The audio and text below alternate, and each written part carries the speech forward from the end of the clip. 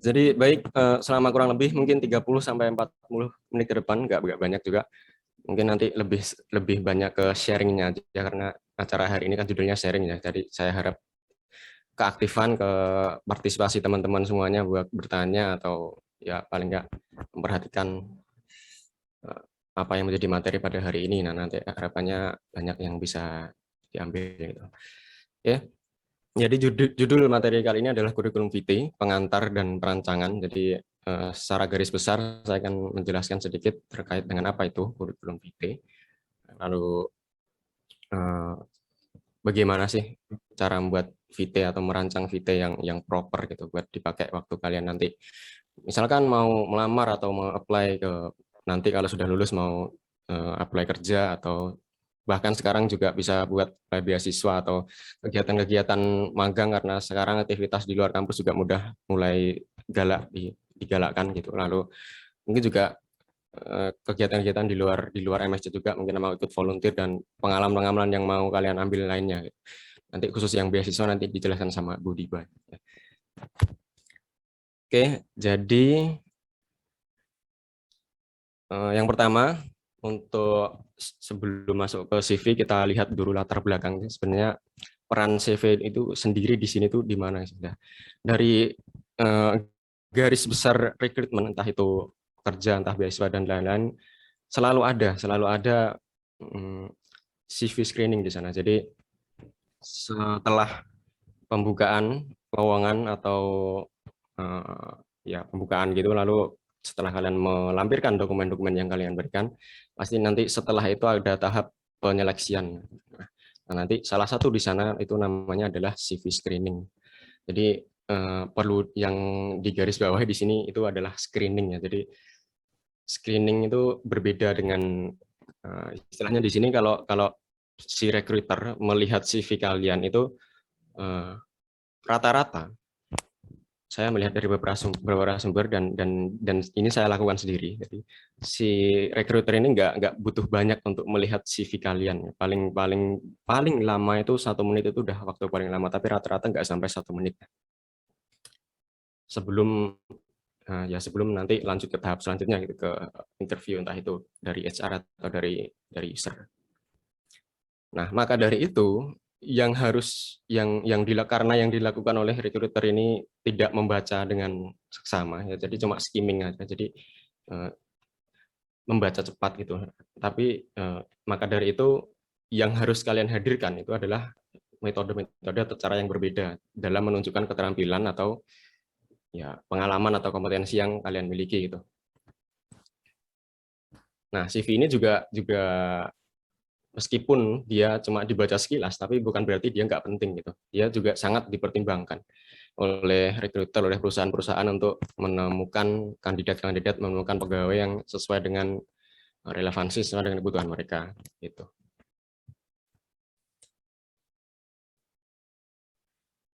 Nah,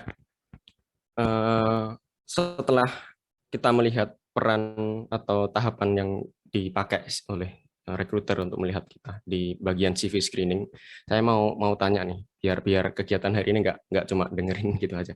Nah, menurut kalian CV itu penting nggak sih? Nah, lalu fungsinya CV itu sebenarnya apa gitu? Menurut menurut kalian, kalian bisa jawab di kolom chatnya YouTube nanti saya coba jawab. Apa CV itu sepenting apa sih? Kenapa kok sampai kalian mengadakan acara sharing dan mengundang alumni-alumni dan kita kumpul bersama berdiskusi tentang CV gitu? Berapa penting CV bagi kalian? Fungsinya CV itu buat apa? Coba coba dijawab. Boleh dijawab di kolom chat. Wait, ini.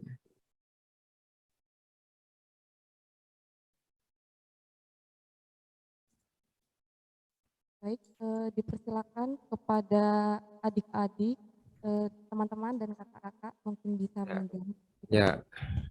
Jadi memang kalau situasinya online ini agak berbeda ya. Jadi mungkin kalau keaktifannya juga berbeda. Tapi coba coba berpendapat gitu, belajar berpendapat karena itu yang kita lakukan gitu. Sebagai mahasiswa itu ya harus sering-sering mengeluarkan isi pikiran kita.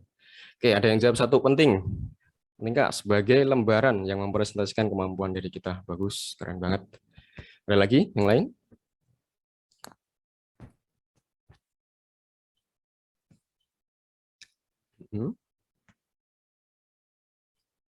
Oke. Ada lagi, Nanda Putri. CV menurut saya penting karena menggambarkan secara ringkas data diri kita dan menunjukkan kemampuan apa saja yang ada di diri kita. Oke. Ya. Oke. Itu jawaban-jawaban. Mungkin kalian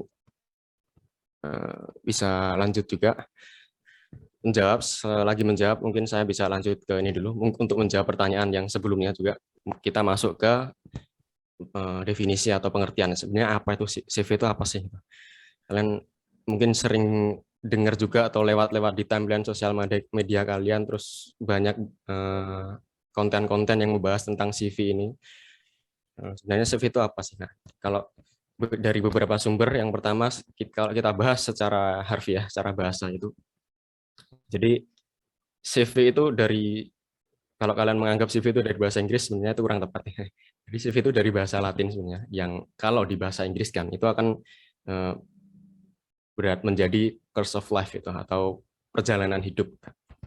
Jadi perjalanan hidup kalian yang ditampilkan di dalam CV. Nah, itu kalau secara harfiah. Tapi ada beberapa deskripsi yang lebih detail juga dari beberapa sumber. Yang pertama, CV itu adalah a brief account of person's education, pendidikan, lalu kualifikasi dan pengalaman sebelumnya yang secara general, secara tipikal dikirim untuk aplikasi atau pelamar pekerjaan gitu dari Oxford Dictionary. Lalu ada pengertian juga dari Yus Afriansah. Ini beliau juga seorang yang vokal, yang aktif terhadap penjelasan-penjelasan atau webinar-webinar di CV gitu. Ya, yang beliau sampaikan adalah CV, curriculum vitae atau daftar riwayat hidupnya. Beberapa juga menyebutkan daftar riwayat hidup karena ini adalah mungkin ini bahasa Indonesia resmi dari CV gitu. Ini adalah merupakan dokumen yang memberikan gambaran. Jadi kata kuncinya adalah gambaran mengenai pengalaman seseorang dan kualifikasi lainnya. Itu. Oke, di sini sudah jawabannya banyak banget, keren-keren. CV penting juga untuk melamar pekerjaan. Oke, benar. CV penting karena sebagai kesan pertama. Nah, ini kesan pertama.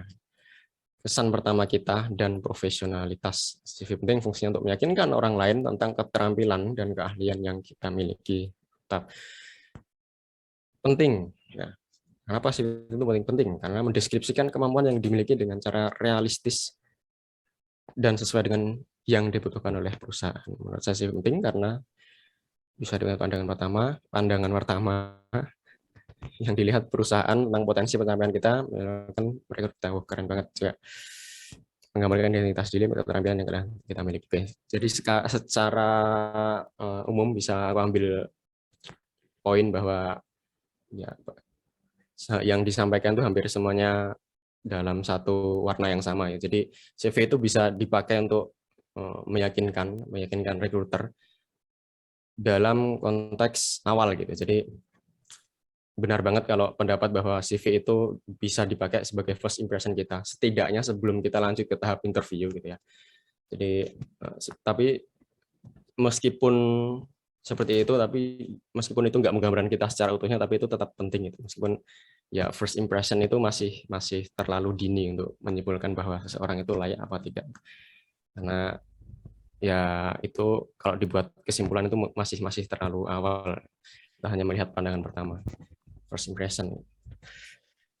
Anyway, mungkin selain CV, kalian juga mungkin sebelumnya juga melihat atau pernah dengar tentang yang namanya resume gitu, atau resume.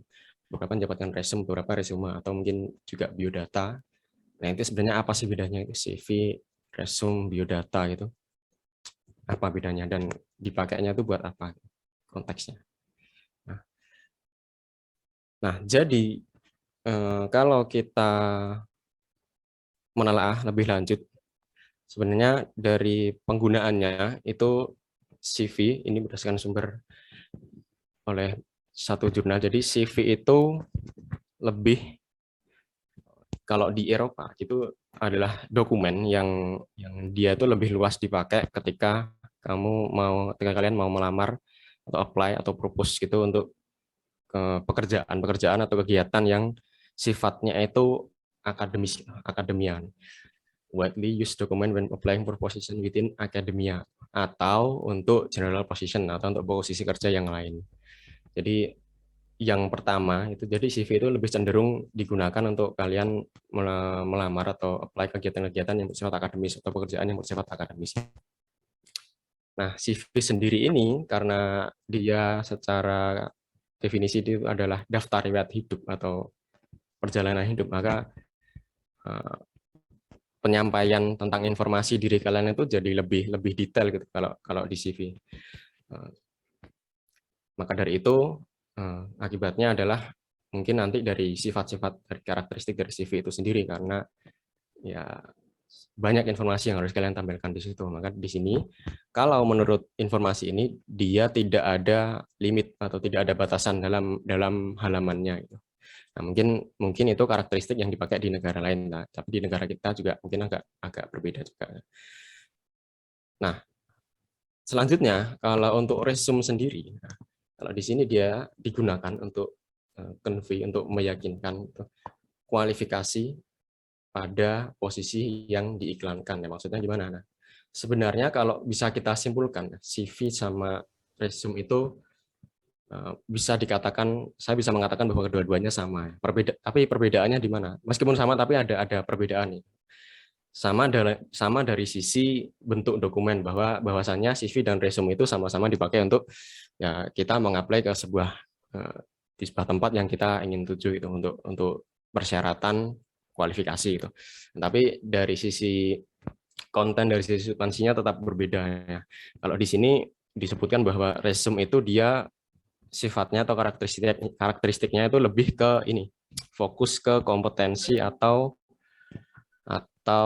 ya fokus ke hal yang lebih spesifik ke tempat yang kalian tuju. Nah, seperti itu. Jadi kalau di CV kalian melampirkan secara detail perjalanan hidup kalian, pengalaman-pengalaman kalian, kalau di resume juga sama, tapi lebih spesifik kepada kegiatan, mungkin kompetensi yang kalian miliki gitu. Jadi maka dari itu bisa dikatakan kalau resume itu dia bisa lebih sedikit lebih simpel. Dan di sini juga disebutkan bahwa di resume itu idealnya adalah 2 halaman, namun juga bisa single page atau 1 halaman gitu. Tergantung dengan ya penulisnya untuk bagaimana dia menyeleksi detail dari kemampuannya untuk disampaikan di CV. Seperti itu ya. Lalu selanjutnya, setelah kalian tahu CV dan resume, karena kita hari ini bahasnya CV itu meskipun dua-duanya sama, tapi kita fokus ke ya cara menampilkan informasi kita ke dalam CV. Nah, beberapa saat ini atau baru-baru ini, bukan baru-baru ya, udah agak lama sebenarnya, cuma sekarang lebih sering digalakkan gitu, bahwasanya tren dari CV itu mulai mengalami perubahan dari sisi apa? Nah, dari sisi tracking, dari sisi skimmingnya, dari sisi penyeleksiannya itu. Kalau dari semulanya recruiter atau HRD itu mereka lebih banyak tracking secara manual atau menyeleksi CV secara manual. Nah, sekarang banyak perusahaan-perusahaan, banyak tempat-tempat, banyak job applicant yang melihat CV itu tidak manual lagi, karena ya sekarang karena CV sudah banyak digunakan, dan mungkin kalau pendaftar dari CV itu berkisar antara puluhan sampai ratusan, itu mungkin masih bisa dilakukan secara manual. Tapi kalau sudah perusahaan-perusahaan besar skala multinasional atau BUMN dan lain sebagainya, mungkin mereka lebih cenderung, bukan mungkin ya, bisa dapat dipastikan mereka lebih cenderung untuk menggunakan sebuah program, sebuah software yang sering disebut sebagai ATS atau Applicant Tracking System. Jadi mulai mengalami pergeseran gitu dari semula CV-CV yang konvensional yang kita lihat di internet, lebih sekarang mulai bergerak ke ATS. Jadi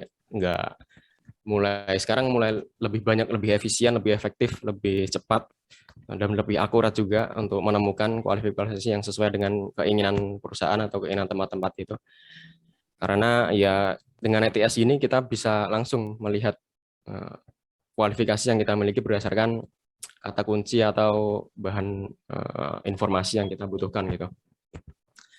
Nah, kalau gitu, maka pertanyaan selanjutnya, ETS ini cara kerjanya gimana gitu, Kak?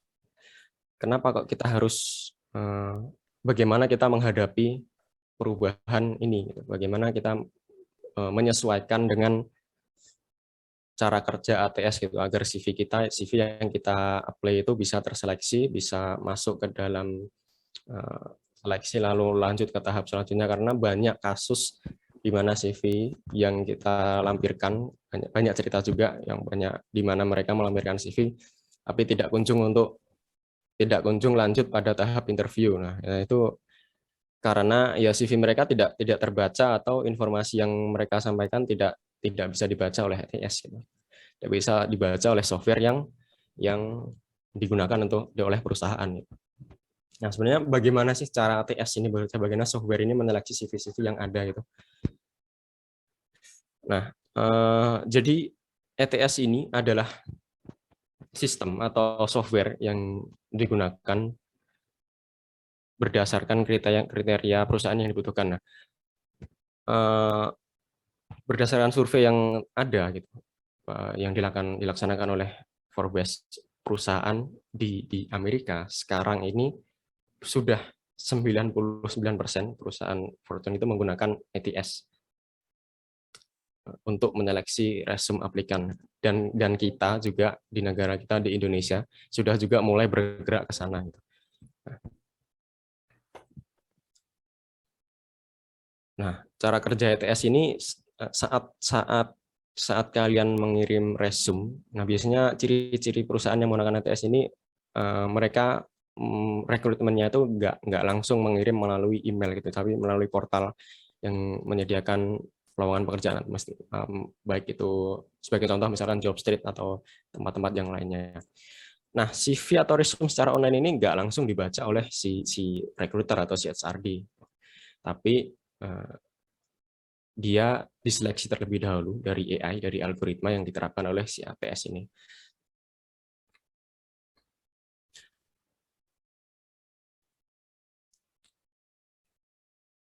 Nah, jadi si ATS ini melakukan sortir gitu ya, atau membuat ranking sesuai dengan ketepatan kriteria atau kata kunci yang dibutuhkan. Maka dari itu sangatlah penting bagi kalian untuk memahami bagaimana ATS ini, ciri-ciri CV yang ATS friendly gitu, kata-kata trennya gitu sekarang, ATS friendly, yang ramah terhadap ATS itu. Kalau kalian ingin lolos dan lanjut ke interview, entah itu kerja atau beasiswa atau lain sebagainya.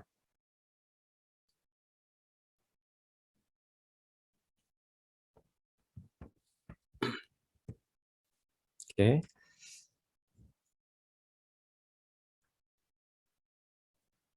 Oke, mungkin ini adalah konten utama kita pada hari ini. Jadi kita mau membedah, kita mau merancang sebenarnya apa saja yang kita butuh lampirkan gitu, kita butuh cantumkan di dalam CV. Mungkin sebelum saya jabarkan satu-satu di sini, mungkin kita bisa melihat dari sudut pandang lain gitu ya, bahwa bahwasanya CV ini nantinya kita kirim ke recruiter atau kita kirim ke SD, HR. Nah, maka dari itu kalian asumsinya adalah setelah kalian menulis, setelah kalian membuat CV, setelah kalian merancang CV kalian asumsikan sendiri bahwa kalian itu adalah yang akan membaca CV kalian. Kemudian setelah itu refleksi diri kalian. Gimana sih CV yang udah saya buat itu udah efektif belum, udah layak belum untuk lanjut ke tahap seleksi. Nah, setidaknya itu menjadi gerbang pertama gitu.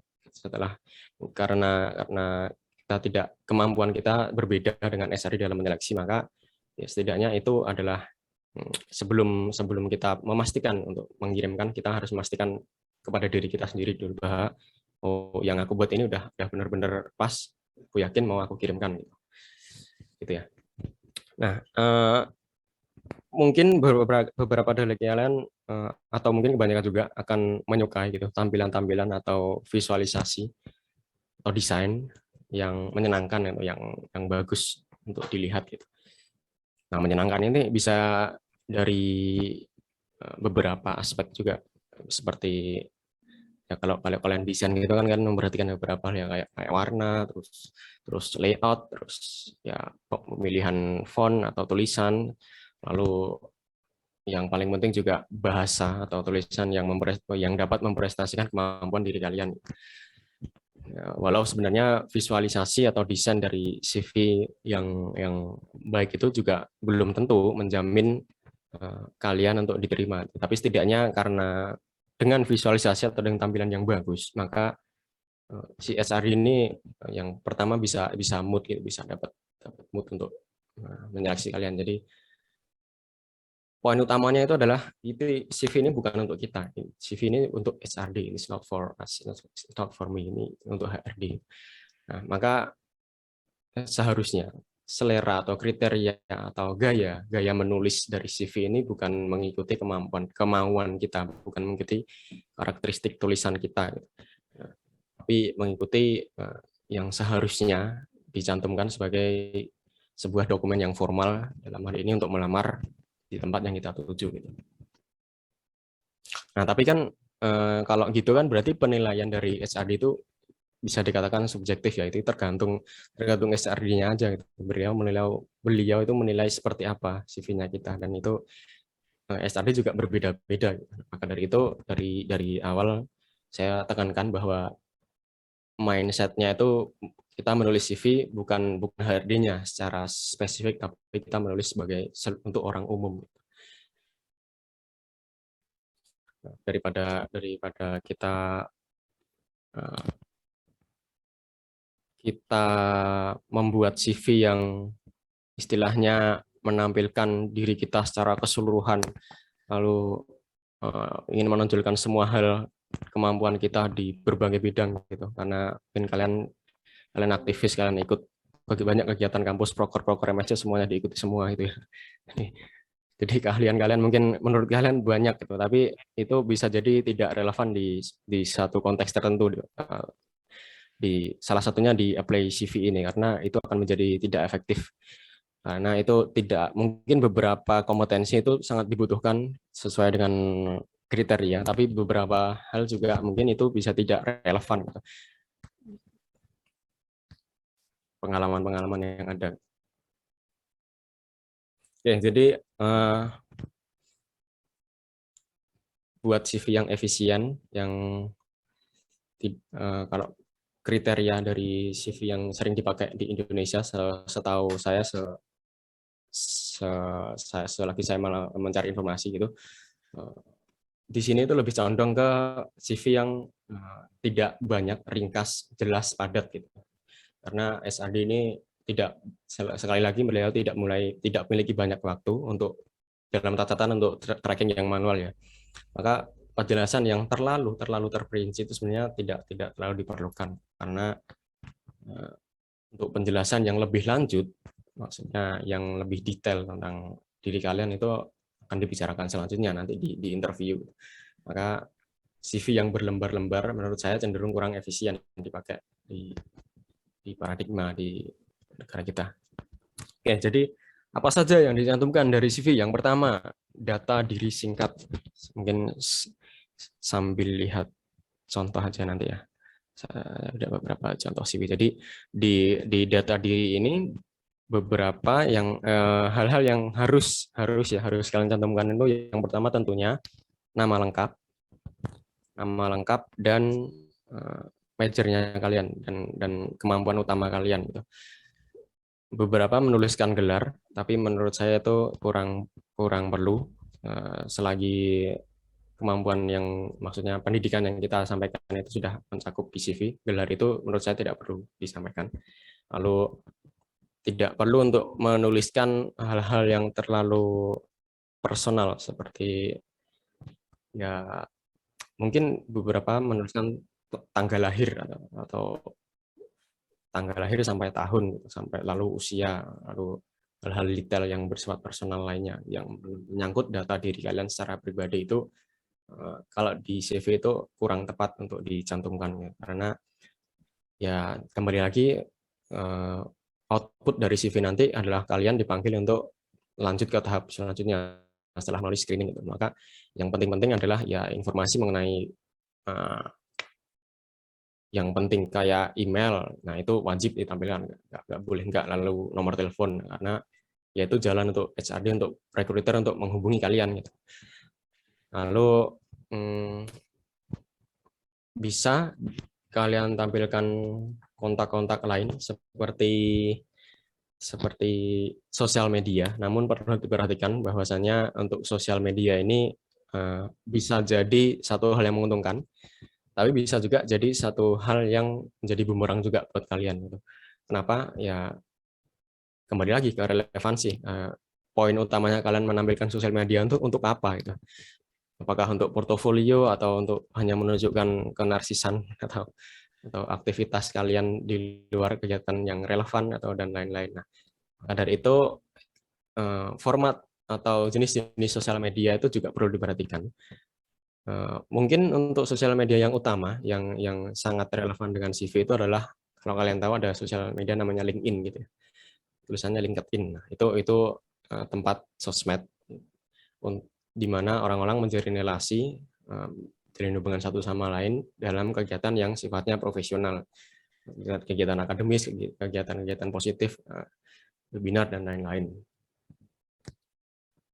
Nah, mungkin kalian juga bisa tampilkan Instagram atau bahkan Facebook atau Twitter kalian. Kalau kalian bisa menjamin bahwa apa yang kalian tampilkan di sosmed itu menjadi representasi yang sesungguhnya, yang istilahnya yang profesional gitu. Mungkin Instagram kalian berisi portofolio dari karya-karya yang kalian buat sebelumnya. Mungkin kalian hobi desain, lalu kalian cantumkan desain-desain atau karya-karya kalian ke dalam Instagram itu. Nah, itu sangat-sangat bagus atau sangat keren. Atau kalian aktif dalam kegiatan-kegiatan di luar kampus, kalian aktif dalam kegiatan sosial, kegiatan volunteer, kegiatan magang, atau kegiatan positif lainnya, kalian cantumkan semuanya di situ, dan itu membawa dampak bagi sekeliling, bagi orang-orang yang ada di sekitar kalian. Nah, itu juga sangat membantu kalian. Tapi kalau karakteristik dari Instagramnya itu ya dalam tanda kutip kurang relevan gitu ya, bahkan itu bisa jadi bumerang buat kalian juga. Jadi pastikan mindsetnya bahwa apa semua yang kalian cantumkan itu yang sesuai dengan yang di-recruit. Lalu ini juga foto diri ya, ini juga dalam beberapa konteks itu sangat penting, terutama bagi pekerjaan-pekerjaan yang ya memerlukan ini, istilahnya ada penampilan itu dipertimbangkan gitu. Jadi foto diri itu penting, meskipun itu nanti ya kalau menurut saya itu jadi hal yang negatif dari CV dibandingkan dengan resume ya. Karena apa? Ya dari foto itu sendiri itu bisa, menurut saya bisa jadi bias, jadi penilaiannya bisa lebih subjektif gitu, karena ya kita lihat nggak hanya kompetensinya aja, tapi juga melihat mungkin dari sisi tampilan atau foto dirinya. Jadi pastikan foto yang kalian tampilkan itu adalah foto yang profesional, lalu sopan, dan menunjukkan bahwa kalian adalah pekerja yang baik, yang profesional. Lalu itu adalah data diri singkatnya. Lalu masuk ke selanjutnya, struktur selanjutnya ini ada deskripsi. Recording in progress. Deskripsi singkat juga. Maksudnya deskripsi singkat itu apa? Kalau kalian buka, aku yakin kalian juga sering gitu buka CV. Ya, pasti pernah lah, paling nggak satu kali yang buka contoh CV. Nah, di sana ada ini di bawah, biasanya di bawah nama itu ada deskripsi singkat. Nah, deskripsi singkat ini tulis Recording stopped. sesederhana mungkin, namun yang menjelaskan segalanya gitu. Istilahnya kayak bisa 1 atau 2 kalimat, 1 sampai 3 kalimat, yang 3 kalimat itu sudah menunjukkan kalian secara keseluruhan. Nah, ya, kalian ini ya ini sebagai bahan untuk menulis juga, latihan, karena menulis itu susah itu. Bisa aku sampaikan, kalau menulis itu tidak semudah yang dibayangkan. Menulis yang sesungguhnya ya. Jadi menulis 3 kalimat, 4 kalimat yang menjabarkan kalian secara keseluruhan itu bukan hal yang mudah. Tapi bukan berarti tidak bisa. Dengan berlatih, dengan kita diskusi, dengan kita bertanya, kita berargumen, ya maka saya yakin nanti juga bisa pada akhirnya. Oke. Lalu nah mungkin ini ada sedikit kesalahan. Pendidikan dan pengalaman ini bisa didahulukan pengalaman, bisa didahulukan pendidikan, bisa berjejer juga, karena pendidikan dan pengalaman ini sama-sama penting. Jadi poin utama yang dilirik rekruter tentunya adalah pendidikan terakhir kalian itu sebagai sarjana atau sebagai tingkat pendidikan terakhir kalian itu apa, karena itu merupakan aspek pertama, karena biasanya kalau di lowongan-lowongan atau rekrutmen tertentu, beasiswa dan lain-lain, itu yang pertama tentunya adalah syarat yang pertama adalah pendidikan terakhir apa. Dan dari itu pendidikan itu sangat penting untuk ditantukan. Tapi bukan berarti kalau seperti itu semua yang pernah kalian tempuh itu harus ditampilkan ya. Mungkin kalian kalau penampilan pendidikan ditampilkan dari kalian TK ya. TK mana, SD mana, SMP-nya mana. Nah, itu menurut saya kurang efektif, kurang efisien. Bisa, itu tidak salah karena CV ini adalah daftar riwayat hidup sekali lagi ya. Tapi untuk kasus tertentu ketika seleksinya itu sangat cepat, ya itu menjadi sangat tidak efektif. Mungkin bisa ditampilkan aja pendidikan terakhir dari kalian, atau maksimal ya sampai di SMA lah gitu. Itu. Lalu ini yang penting juga adalah pengalaman. Pengalaman ini adalah salah satu poin yang utama yang tidak bisa diganggu-gugat, yang harus ada di dalam CV. Karena berdasarkan pengalaman ini adalah menjadi satu hal yang menjadi poin terbesar gitu. Misalkan kalian kalau punya indikator-indikator untuk menilai CV, nah aku bisa katakan pengalaman ini menjadi poin pertama itu. Bahkan aku menempatkan pengalaman ini di atas pendidikan, bisa dikatakan seperti itu. Maka bersyukurlah kalian bisa aktif di kegiatan di MSC, karena ini salah satu forum, salah satu tempat yang sangat positif bagi kalian untuk mengembangkan pengalaman-pengalaman, mengembangkan leadership, mengembangkan Recording in progress. yang tidak kalian dapatkan di kelas ya, seperti itu. Dan nanti bisa kalian cantumkan di CV juga. Ya, kayak gitu. Mohon maaf Bapak memotong. Ya. Penyampaian materi kurang 10 menit. Oh, kurang 10 menit. Oh ya, baik. Ya, oke, karena kurang 10 menit bisa lanjut hal yang lebih penting saja mungkin ini. Oke, jadi ini contoh CV berbahasa Inggris. Mungkin agak sedikit kaget ya, kenapa kok CV tampilannya kayak gini aja ya. Nah, ini yang saya sampaikan tadi, bahwasanya trending CV sekarang itu udah mulai berubah gitu. Mungkin beberapa poin yang bisa saya sampaikan, bahwasanya ya seperti yang pertama tadi, tampilkan sesuatu yang sederhana tapi mempunyai power, mempunyai kekuatan dari setiap kata-kata yang kalian tuliskan. Jadi perhatikan setiap kata, bukan setiap kalimat, setiap kata yang kalian tuliskan itu bermakna itu, berkesan di benaknya si HRD. Ketika membaca, ketika membaca cepat, melihat skala sekilas gitu, oh ini menarik gitu. Oh, ini sangat menarik perhatian saya, lalu kemudian karena sejak dari itu maka bisa mungkin membuka peluang untuk si SRD ini melihat lebih detail dari CV yang kalian tampilkan. Maka dari itu salah satu juga yang menjadi poin penting yang kalian tampilkan di deskripsi singkat. Nah, kalau di sini si Andrew Ivan ini menampilkan ya adalah sebagai marketing communication manager dengan deskripsi yang seperti ini gitu. Oke, lalu poin-poin lainnya sesuai yang saya sampaikan di sini. Lalu yang pertama adalah menyesuaikan requirement. Ketika Mungkin kalau kalian membuat CV untuk bekerja, untuk melamar pekerjaan dan beasiswa, itu CV-nya akan berbeda, jelas. Karena requirement-nya berbeda, karena tujuannya kita berbeda. Kita mau apply beasiswa atau kita mau kerja. Tentu yang kalian tampilkan, kompetensi-kompetensi yang kalian tampilkan itu juga akan berbeda. Karena kalau di beasiswa itu yang dibutuhkan apa aja sih? Kalau bekerja di sini itu yang kemampuan yang dibutuhkan apa aja sih? Nah, itu yang harus kalian sesuaikan. Relevansi itu sangat-sangat penting banget.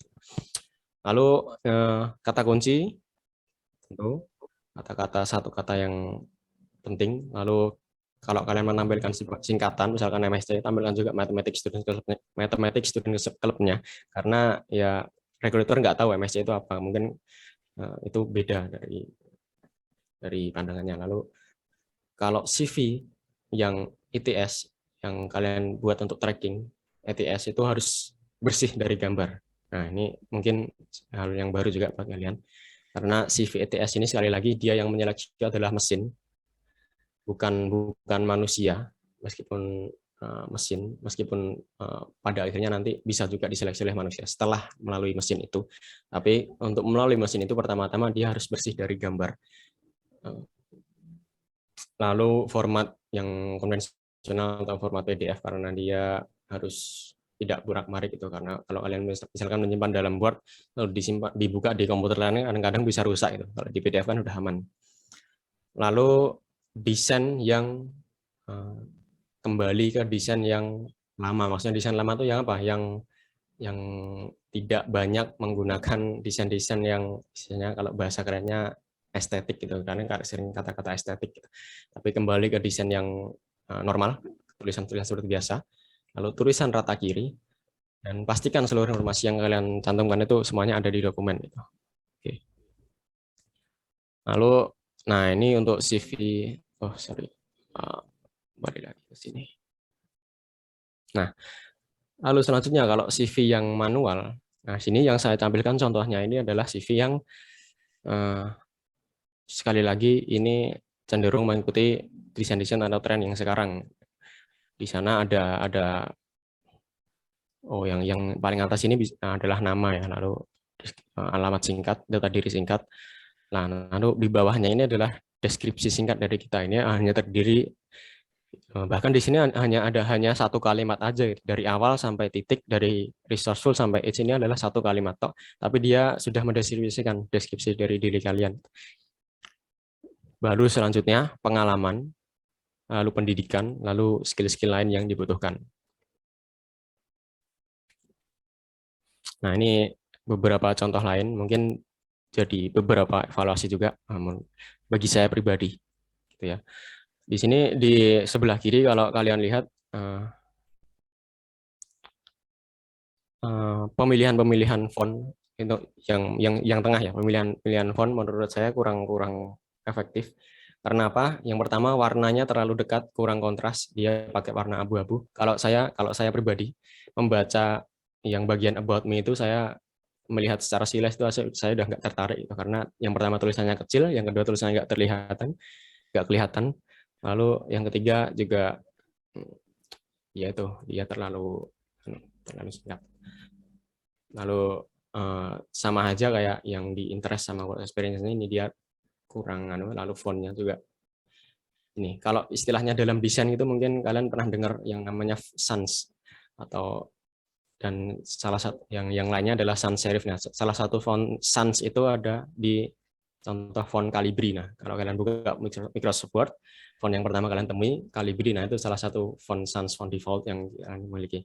Lalu kalau sans serif itu bisa contohnya adalah ya Time New Roman, Georgia, Helvetica dan lain-lain. Nah, saya sangat merekomendasikan untuk menampilkan CV itu dalam format font sans karena itu sangat memudahkan pembaca untuk tidak sulit untuk menyeleksi. Nah, lalu di sini di skill-nya ini salah satu hal yang sering banget ditampilkan oleh kita sebagai penulis CV yang menurut saya ini sangat kurang tepat. Karena apa? Karena di sini sifatnya adalah kalian menilai diri sendiri. Nah, kalau kalian ingin menentukan sejauh mana kemampuan kalian ya kalian yang pokoknya kalian ya harus butuh seorang atau sebuah validator. Kalian nggak bisa menilai diri sendiri karena ya itu sifatnya subjektif gitu kan. Kalian menilai oh kemampuan kemampuan Microsoft Office saya 84, nah 84%, kemampuan menulis saya 50%, public speaking saya 100%. Nah, itu yang mengatakan seperti itu siapa? Nah, itu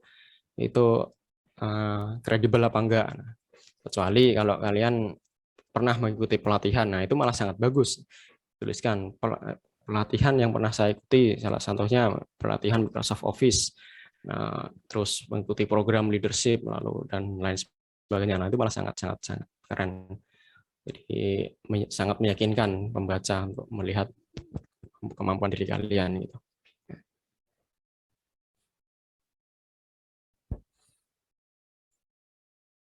Dan jangan remehkan ini ya, jangan remehkan magang-magang, kegiatan-kegiatan pelatihan yang sifatnya profesional seperti itu, karena itu ya kalian kan kalau lulus kan statusnya fresh graduate gitu. Kalian mungkin ada yang selama kuliah bekerja, tapi yang banyak juga yang belum bekerja. Nah, di situ peran pelatihan, peran magang itu sangat penting sebagai seorang fresh graduate, karena itu adalah ya senjata kalian yang kalian cantumkan di pengalaman atau magang itu sebagai bekal dari diri kalian gitu. Oke, mungkin untuk selanjutnya yang boleh, yang sebaiknya dan tidak sebaiknya kalian lakukan, mungkin ini bisa aku ringkas saja. Jadi mungkin beberapa poin ya seperti komposisi, seperti tadi, tentukan kalimat, tentukan komposisi, tentukan konten-konten apa yang menurut kalian yang sangat relevan, yang sangat powerful, yang sangat menunjukkan diri kalian. Jangan melebih-lebihkan sesuatu yang tidak relevan gitu, lalu tunjukkan bagian terbaiknya kalian. Kalian di sini itu mau meyakinkan recruiter kalian istilahnya ya menunjukkan bagian terbaiknya dari kalian itu apa itu. Kalian harus kayak, kalau aku boleh katakan ya, sombong gitu, maksudnya oh aku ini pernah ikut pelatihan di banyak tempat, pernah mengikuti magang di banyak tempat, aku aktif di MSC, aku di sini peranku banyak, aku pernah jadi CO, aku pernah jadi ketua panitia atau pengurus mungkin, atau bahkan ketua umum, dan itu sampaikan gitu. Itu pengalaman yang sangat berguna untuk kalian sampaikan di CV, dan itu sangat powerful menurut saya. Dan yang terakhir ini, yang media sosial ini, seperti yang saya sampaikan tadi, media sosialnya tetap harus yang relevan, yang memberikan impact bagi CV-nya kalian, bukan hanya menampilkan sesuatu yang tidak relevan. Yang tidak perlu ditampilkan yang seperti tadi, jangan sekali-sekali mengirimkan CV dalam format Word ya, itu sangat tidak recommended, karena ya format Word itu akan sangat berbeda ketika dibuka di versi yang lain. Lalu yang lain-lain mungkin ya kalian harus mencoba, kalian harus berlatih, kalian harus memulai untuk membuat CV dari sekarang. Banyak aplikasi-aplikasi yang gratis untuk dapat digunakan, dan di sana juga sudah tersedia template-nya juga. Kalian bisa langsung membuat, kalian bisa langsung download dari situ. Ada Canva. Mungkin kalian beberapa juga sering menggunakan Canva. Saya presentasi di sini juga pakai Canva, dan ini menurut saya sangat membantu karena dia banyak template gratis yang disediakan. Kita tinggal mengedit saja, kita bisa download, dan bahkan kita bisa bekerja sama dengan orang lain yang memiliki akun Canva, bekerja secara kolaborasi di satu proyek. Di situ lalu ada resume.io dan ada ZT juga. Dan mungkin kalian juga ingin membuat CV yang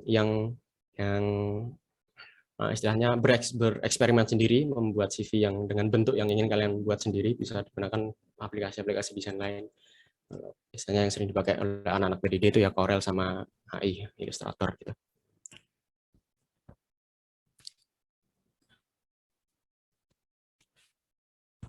Oke, ya mungkin gitu, karena tadi dikatakan waktu tinggal 10 menit.